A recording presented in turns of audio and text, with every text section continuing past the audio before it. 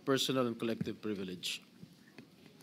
Yesterday, in the aftermath of the Senate Blue Ribbon hearing we held last Monday, my name was viciously, maliciously, and intentionally dragged and attacked at the Tri-Committee hearing of the House of Representatives. My attacker was no less than the person who I moved to be cited in contempt for shamelessly and repeatedly lying under oath about his role in the anomalous and ghost flood control projects in the 1st Engineering District of the province of Bulacan, where he served as Assistant District Engineer and later as OIC District Engineer until he was recently sacked. Mr. President, at the Blue Ribbon Committee hearing, all this person did was to play innocent, feign ignorance, and to try to convince us that he was simply following orders and instructions from his boss. From receiving $1 billion of cash, talking to pseudo-contractors, signing falsified documents, all the way to gambling away millions and millions of money stolen from the public coffers at casinos, he claimed that in all of these, he was just following orders. Indeed, when confronted and cornered with a barrage of questions from this representation and our other colleagues about his fantastic and shady lifestyle and dealings, he fed the committee lies and stories that taxed our credulity to the hilt and left us and the public in awful disgust. Clearly, he perjured himself and we cited him in contempt. Bunsod sa aking motion, ipinakulong natin siya. Mr. President, appearing the next day at the TRICOM hearing at the House of Representatives, this former DPWH Assistant District Engineer by the name of Bryce Erickson Diaz Hernandez, or Bryce, also known as Marvin Santos de Guzman, yung kanyang alias sa casino, apparently realized he needed to level up dahil hindi niya nalusutan ang ating Blue Ribbon Committee. Hindi pa sapat ang pagsisinungaling niya para pagtakpan at maisalba niya ang kanyang sarili. So while he was in detention here at the Senate, sabi niya, nakapag-isip po ako at nagdesisyon na maglabas ng ilang nalalaman ko sa flood control project. Tama po, sabi niya, tama po si Senator Lacson na mga engineers ng DPWH ay tila naging legman o bagman na lang.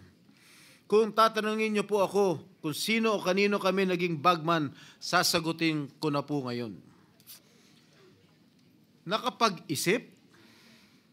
May naniniwala ba dito samantalong ayon nga sa impormasyon ni Senator Lacson, habang naghihiring ang Blue Ribbon noong September 1, nasa casino siya at nagsusugal.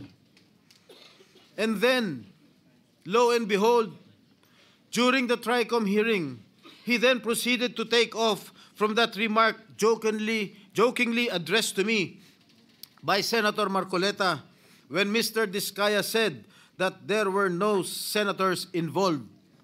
Ang sabi ni Senator Marcoleta, safe ka na. Mr. Hernandez said, sabi ni Senator Marcoleta kahapon, ligtas ka na. Hindi po ito totoo. Si Senator Jinggoy Ejercito Estrada, Senator Joel Villanueva, Yusek Robert Bernardo at D.E. Alcantara. Si Sen Jinggoy po ay nagbaba ng 355 million ngayon 2025 sa mga ilang projects sa Bulacan at ang sabi po ng boss ko dito ay 30% ang commitment dito. Mr. President, this is a blatant lie. Isang malaking kasinungalingan. I wish I did not have to borrow your time in this privileged hour to demonstrate how crooked my accuser is. I know most of you have probably witnessed the proceedings in the investigations conducted by both houses of Congress, where he has so far appeared. But I beg your indulgence in defense of my name, which Mr. Hernandez conveniently dragged to take the heat off him and his cable.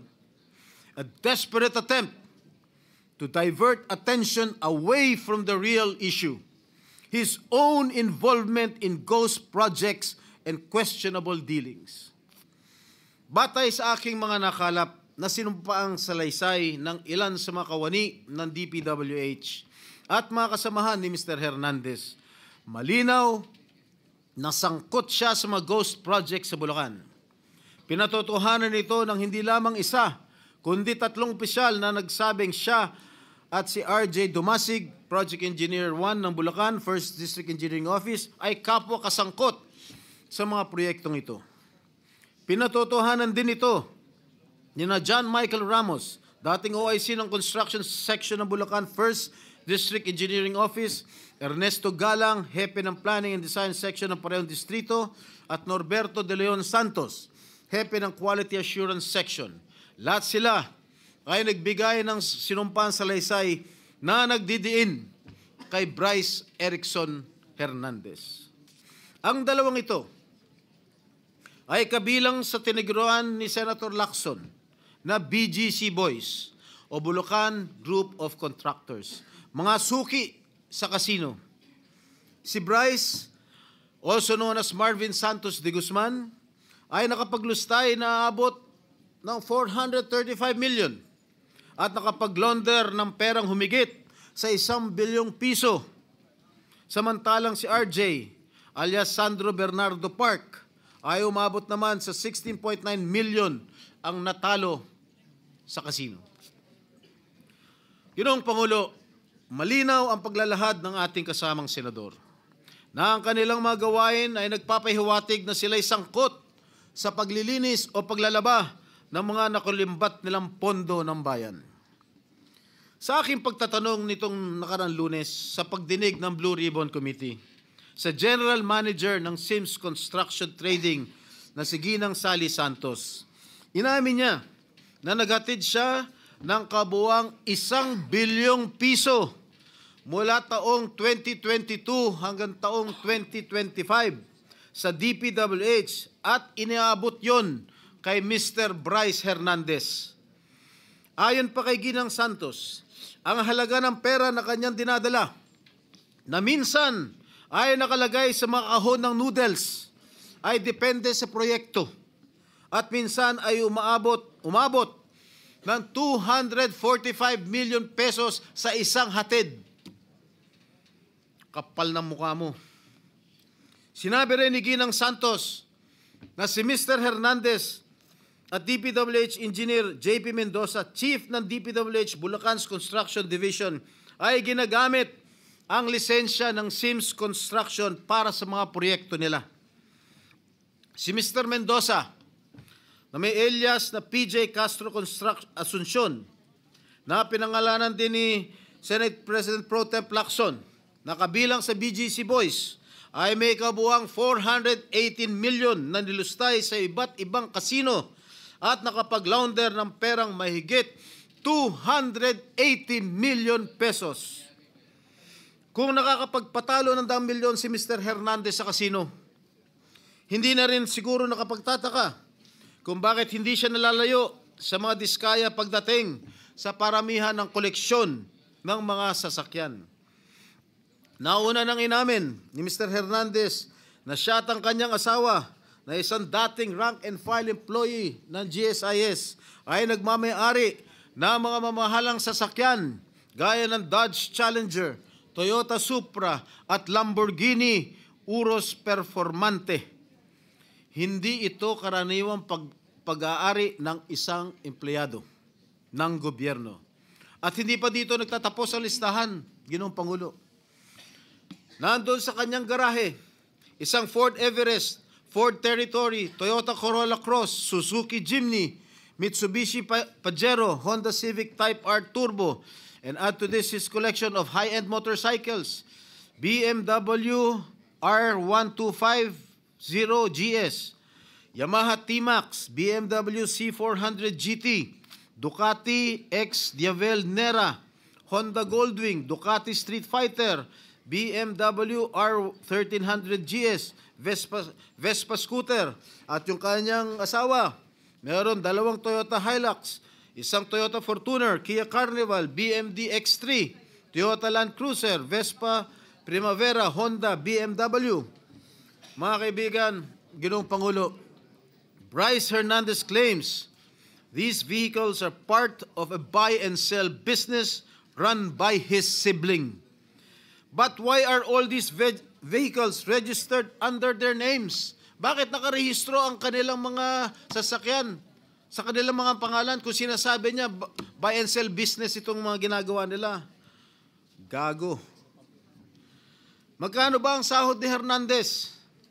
Sapat ba ang kanyang kita o ng kanyang asawa para magkaroon ng ganitong karangyaan? Mr. President, ginagamit bilang umano'y ebidensya laban sa akin ang mga larawang kuha sa iba't ibang okasyon gaya ng birthday party. Makailang beses ko man na nakaduupang palad si DE, District Engineer Henry Alcantara, kaya ko humarap sa kahit sino at sabihin na hindi ko siya personal na kilala. Mismo ang Pangulong Marcos na nga nagsabi na ang mga larawan natin ng mga opisyal o public figures ay hindi sapat na batayan para patunayan at masabing talagang kilalang-kilala natin ang mga nakakasalamuhan natin. To quote President Marcos, alaman naman ninyo, ini-name drop lahat. Magpapakuha lang ng picture tapos sasabihin, o tingnan mo, malapit kami. Sa isang araw, 1,000 yung nagpapapicture sa akin eh. So lahat ng 1,000 na yan, malapit na ba sa akin? People have to be more careful at huwag sila masyadong gullible. Yan po ang sinabi ng ating mahal na Pangulo.